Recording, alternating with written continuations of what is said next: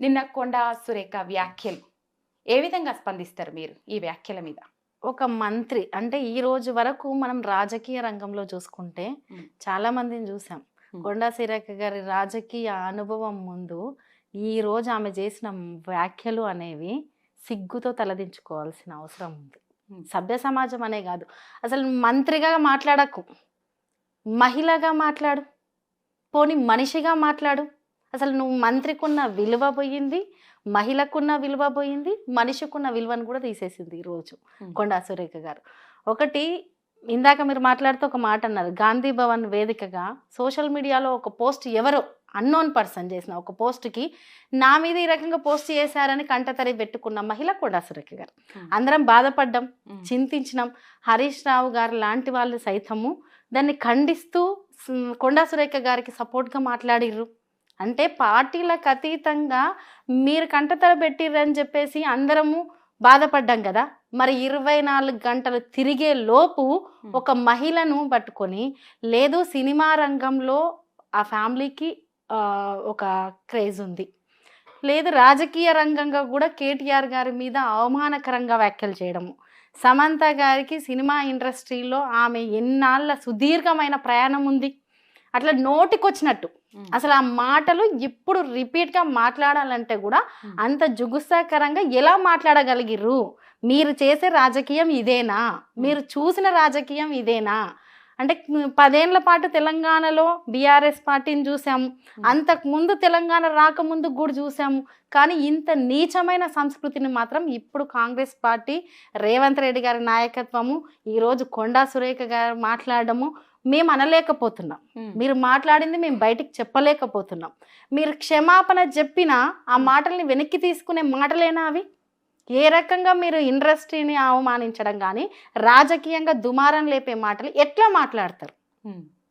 2 అంశాలు తెర మీద ఉన్నాయి ఇప్పుడు. హైడ్రా ఒకటి, రైతు రుణమాఫీ ఒకటి. అవి సాగుతా ఉన్న క్రమంలో కొండా సురేఖ ఇట్లాంటి వ్యాఖ్యలు చేయడాన్ని ఎట్లా చూస్తారు మీరు? దేనికోసం? ఈ రోజు వరకు ప్రజా సమస్యల గురించి మాట్లాడమనండి, మహిళలకు వాళ్ళు ఏదైతే ఇచ్చిన హామీల గురించి మాట్లాడండి. అరే వానాకాలం సీజన్ అయిపోయింది, రైతు భరోసా గురించి మాట్లాడమనండి. పోనీ రుణమాఫీ ఎంతమందికి అయిందో దాని గురించి, ఎంత బడ్జెట్ రిలీజ్ చేశారో దాని గురించి. 17,000 కోట్లు మాత్రమే రిలీజ్ చేశారు కదా, 40,000 కోట్లు అవసరం ఉంటే దాని గురించి మాట్లాడమనండి. ప్రజా సమస్యలను పక్కన పెట్టి, వాళ్ళు ఇచ్చిన 6 గ్యారంటీలను పక్కన పెట్టి, వాళ్ళ హామీలను పక్కన పెట్టి, ఈరోజు హైడ్రా పేరుతో ఎంత విధ్వంసం. అసెంబ్లీలో మొట్టమొదటి అసెంబ్లీ సమావేశంలో ఇదే కాంగ్రెస్ పార్టీ బీఆర్ఎస్ పార్టీ విధ్వంసం చేసిందని మాట్లాడారు. బీఆర్ఎస్ పార్టీ విధ్వంసం చేయలే, పునర్నిర్మాణం చేసింది, తెలంగాణను బంగారు తెలంగాణ దిశగా నడిపించింది. అది ఈరోజు హైదరాబాద్ బస్తీలకు పోయి అడిగితే చెప్తారు, పల్లెళ్ళకు పోయి అడిగితే చెప్తారు, రైతులను అడిగితే చెప్తారు, మహిళలను అడిగితే చెప్తారు. కానీ వీళ్ళు చేసిన విధ్వంసము కళ్ళకు గట్టినట్టు కనబడుతుంది. హైకోర్టు కదా మొట్టికాయలు వేసింది. మీకేం రైట్ ఉంది? మీ చట్టాన్ని, మీరు హైడ్రాన్ని మేము రద్దు చేస్తాము, మీరు చేస్తున్న పని ఏంది అని చెప్పేసి హైకోర్టు కదా వీళ్ళని నోటికొచ్చినట్టు మొట్టికాయలు వేసి తిట్టింది. అయినా కూడా ఈరోజు వీళ్ళు డైవర్షన్ పాలిటిక్స్ ఏం లేదు. రాజకీయంగా ప్రజలకు మేలు చేయనప్పుడు వ్యక్తిగతంగా నోటికొచ్చిన చిల్లర మాటలు మాట్లాడడము. కేటీఆర్ గారిని ఈరోజు హైడ్రా విషయంలో ప్రజలు కోరుకున్నారు. కేటీఆర్ అన్నారు, రండి, మీరు హైదరాబాద్ నగరాన్ని ఇంత అభివృద్ధి చేస్తుంటే, చేసిన తర్వాత ఈరోజు ఇంత విధ్వంసం జరుగుతుంది, మీరు వచ్చి క్వశ్చన్ చేయండి, మా దగ్గరికి రండి అని ప్రజలు పిలిస్తే కేటీఆర్ అన్న ప్రజల దగ్గరికి వెళ్ళిండు.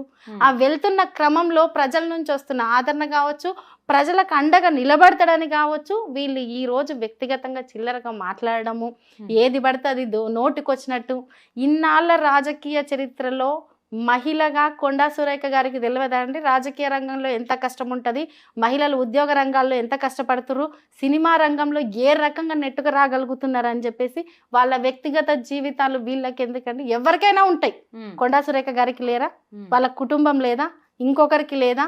కుటుంబ విషయాలు, వ్యక్తిగత విషయాలను రాజకీయాలకు ముడిపెట్టి నోటికొచ్చినట్టు మాట్లాడే హక్కు వీళ్ళకి ఎక్కడిది? ఏ రకంగా నువ్వు మళ్ళీ వచ్చి ఒక్క మాట క్షమించమని మాట్లాడను. మానసికంగా ఒక సింగిల్ ఉమెన్గా తను పడ్డ బాధను ఈరోజు నువ్వు ఎట్లా వెనక్కి తీసుకురాగలుగుతావని?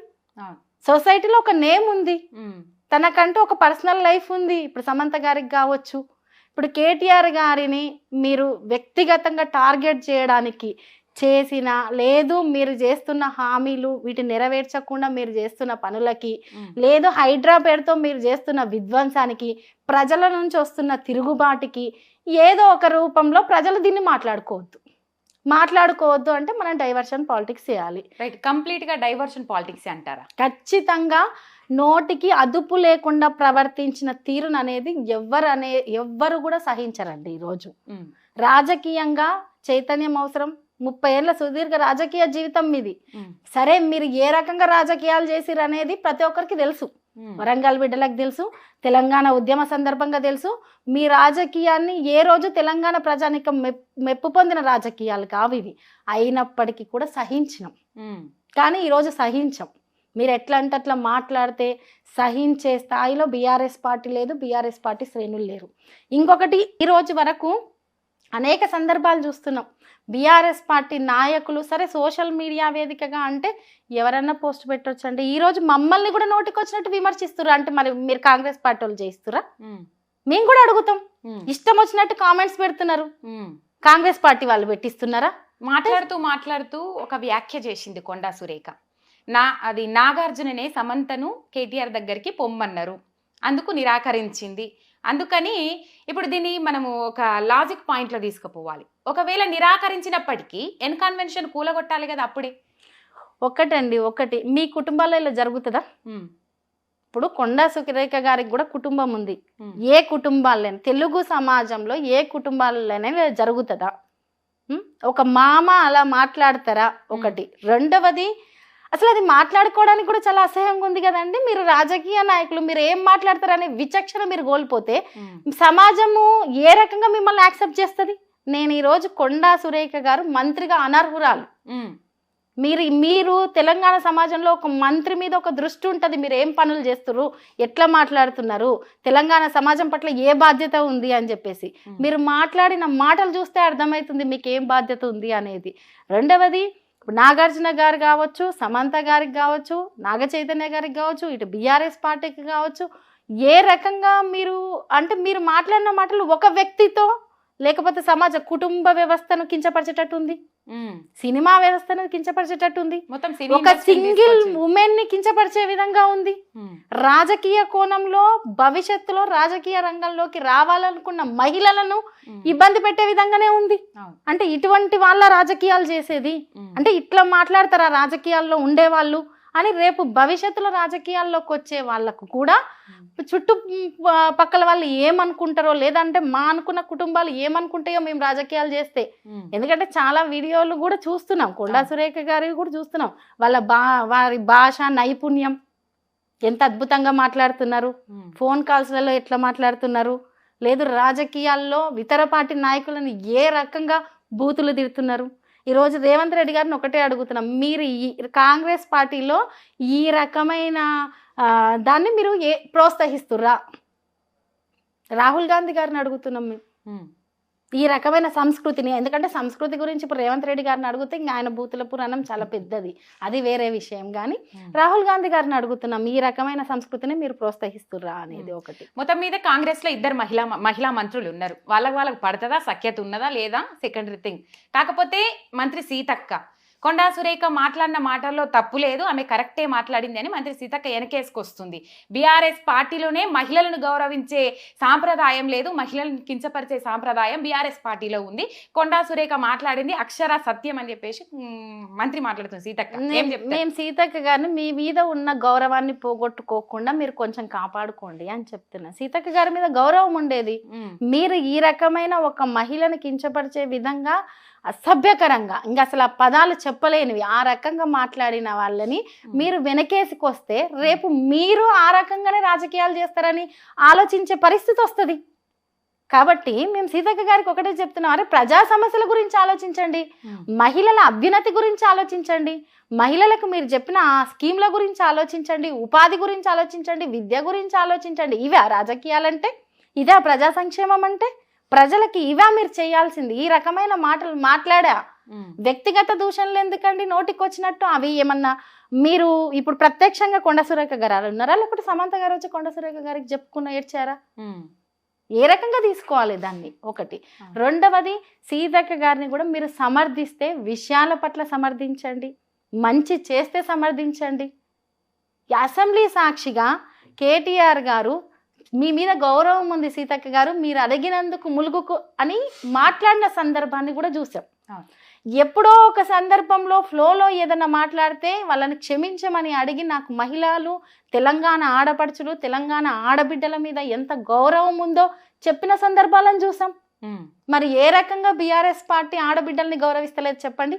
ఈరోజు బతుకమ్మ సంబరాలు అనేవి ఒక రకంగా చెప్పాలంటే ఏదో కారు మబ్బులు గమ్ముకున్నట్టు అయిపోయింది తెలంగాణలో. ఎక్కడ కనబడుతున్నాయి?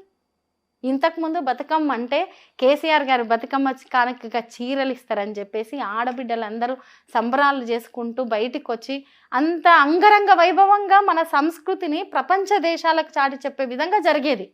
ఈరోజు ఎక్కడ కనబడుతుందండి? వీళ్ళు మాట్లాడే మాటలకు, చేసే పనులకు, చెప్పే వాటికి పొంతన లేకుండా ఉంది ఒకటి. ఈ డైవర్షన్ పాలిటిక్స్ కోసము ప్రజా సమస్యలు పక్కన పెట్టి వ్యక్తిగతంగా నోటికొచ్చినట్టు మాట్లాడడం. ఇంకొకసారి ఇట్లా నోటికొచ్చినట్టు ఏ మహిళను మాట్లాడినా, మహిళలే కాదు అది ఎవరిని మాట్లాడొద్దు. ఫస్ట్ ఆఫ్ ఆల్ మాట్లాడినా ఊడుకునే ప్రసక్తే లేదు. మేము ప్రత్యక్షంగా కొండా సురేఖ గారు మంత్రిగా మీరు ఈరోజు అనర్హులు. మీ రాజకీయాలు మంత్రిగా పనికిరాని రాజకీయాలని మేము అంటున్నాం. ఎందుకంటే మీరు ఒక్కసారి మీరు రిపీట్గా వినండి, మీరు ఏం మాట్లాడుతారో రిపీట్ వినండి. మీ ఇంట్లో కూడా మనుషులు ఉంటారు కదా, వినిపియండి. వాళ్ళే వినేటట్టు కూడా లేవు రజని గారు, అవి వాళ్ళు కూడా వినేటట్టు లేవు. రైట్. మొత్తం మీద ఫైనల్గా ఇట్లాంటివి మళ్ళీ రిపీట్ కాకుండా రేవంత్ సర్కార్కి మీరు ఏం సూచన చేయదలుచుకున్నారు?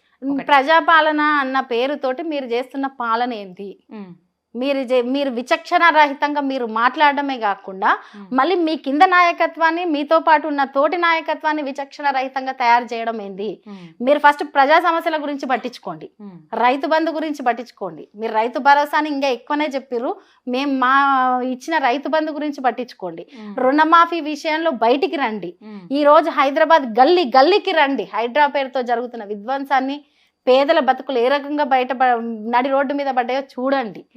మీరు ప్రజా సమస్యలను పట్టించుకోకుండా ఉన్న ప్రతిసారి బీఆర్ఎస్ పార్టీ కొట్లాడుతుంది. మీరు డైవర్షన్ పాలిటిక్స్ చేస్తే మేము ఏ రకంగా బుద్ధి చెప్పాలో ఆ రకంగానే బుద్ధి చెప్తాము. ఖచ్చితంగా తిరగబడతాము. మేము తిరగబడడానికి కాదు, తెలంగాణ సమాజం ఒప్పుకోదు. ఫస్ట్ తెలంగాణ సమాజానికి, తెలంగాణ ఆడబిడ్డకు చాకల ఐలమ్మ లెక్క తిరగబడ్డ చరిత్ర కూడా ఉంది. రోకలి బళ్ళు పట్టుకొని తిరగబడ్డ చరిత్ర ఉంది.